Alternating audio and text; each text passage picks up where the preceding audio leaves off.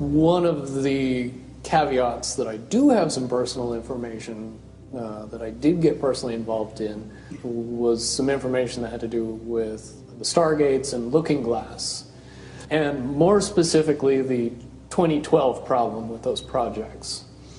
The popular opinion of what's out there right now is that the project was shut down because there was a problem when we approached 2012. I've heard it described a number of ways, but to my knowledge, the problem is that the timelines converge on that point in time. And when you know enough about the Stargate projects and the Looking Glass project to know how string theory works and how the possibility of possibilities works and how making one choice over here doesn't necessarily mean that the other choice couldn't exist at the same time. But once you get your brain wrapped around this subject, you find out that at the end of 2012, in an easy way to put it, the choices that we make become less and less consequential to the future. And eventually we're pushed into this bottleneck of time, no matter which choice we make.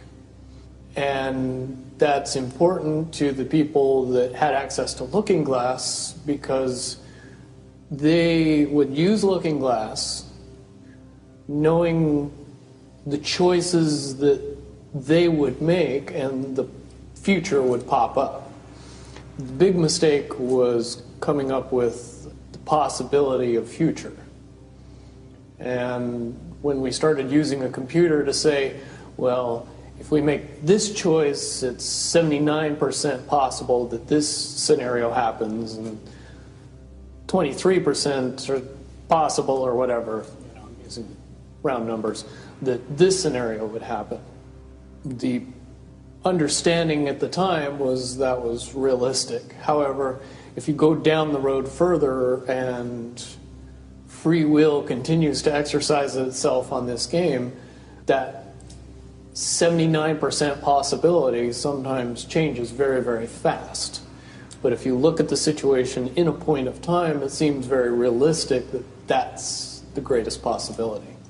What happened was people, very smart people, began to figure out that something big was coming up.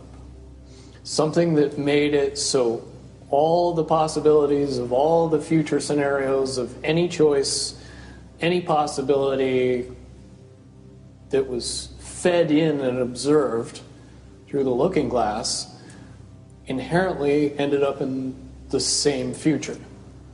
And no decision, no possibility changed past a certain point. That's the big secret. All possible timelines lead to the same basic set of history in the future. That is what sends everybody that has all of the information, that knows everything, into a blind panic. The people that know everything about Looking Glass, that have gotten all the reports and all the information, the elites of the world, probably figured out that that was the end of the game. And nothing could be manipulated beyond that point. When I was in the military, it would have been before 97 when I got in trouble. One of my particular areas that I was amazingly intuitive about is problem solving / mission planning, or more specifically, taking a bad mission and fixing it.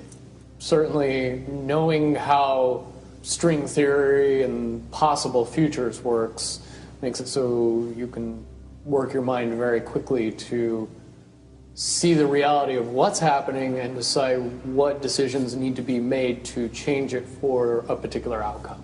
At a certain point, after they're done hearing the computer tell them this is what's going to happen over and over and over and over again, all they become focused on is how do we fix it?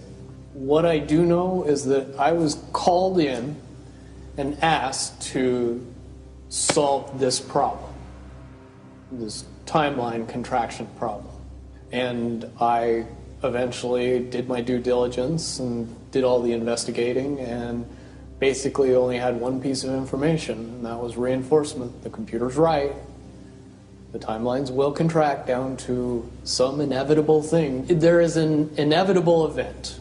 It's been forecast, it's been predicted, it's been fed to us in a slop trough of what they want us to believe will happen. They don't actually have control over what happens.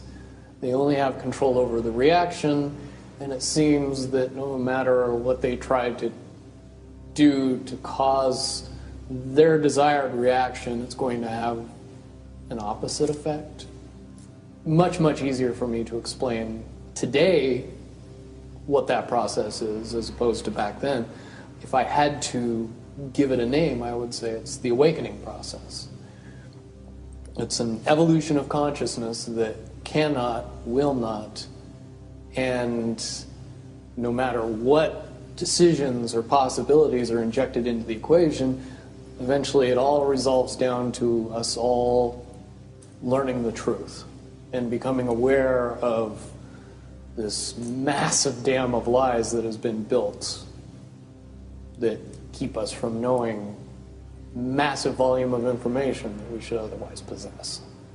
Essentially what happened with Looking Glass, not only did they not want people to use it anymore because they knew it was just going to burp out the same thing, but at the same time they didn't want anybody else to know what it was saying, I'm sure.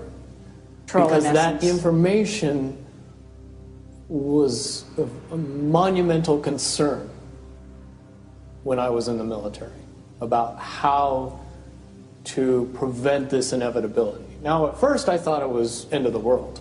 Now I see end of the world as end of their world.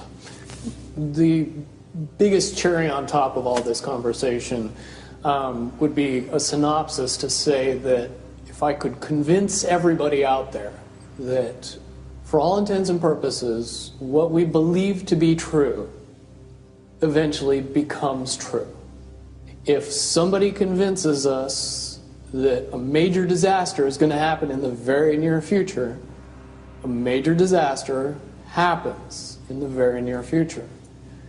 If we don't buy into that fear and accept that there's really nothing that we know is going to happen, and accept of whatever happens, that makes the convergence of the timelines happen as naturally as possible.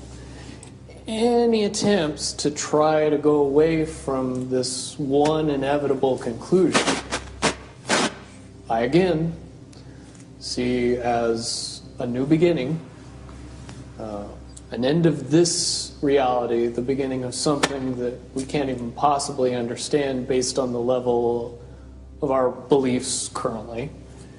But when all that information comes flooding out, there's going to be no denying what's true and what's a lie or what's illusion. Basically what we're experiencing right now is two master chess players sitting at the board. And one of them looks down at the board and sees that he's in checkmate in 7 moves. And he looks across at his opponent and he knows that his opponent sees it too. So there's no getting out of it. So at this point, the loser can only prolong the game. Both players know the game is over. It's only a matter of time before he does this, and then you're forced to do this, and then he's forced to do this, and eventually checkmate. We, as a race, if we could understand that the game is over, that based on the rules of the game, the bad guys have already lost, the good guys have already won. Yes, there's moves left on the table, but those moves are being forced by the player that is going to win. The only way that checkmate can't happen is if the player that's winning makes a mistake. But from all of the information that I've gathered, all of the information that's been given, all of the information that's been vetted to me, it seems pretty obvious that the good guy player on the side of the chessboard knows exactly what has to be done to win the game. And so at this point, any mistake would be all but impossible. But again, you really have to understand the game to know that the guy that's losing is lost. And I'm sure most people sitting watching a chess match between two advanced chess players know the game's over long after the two players know it's over. Because they can't see the board and see that there's only 7 moves left.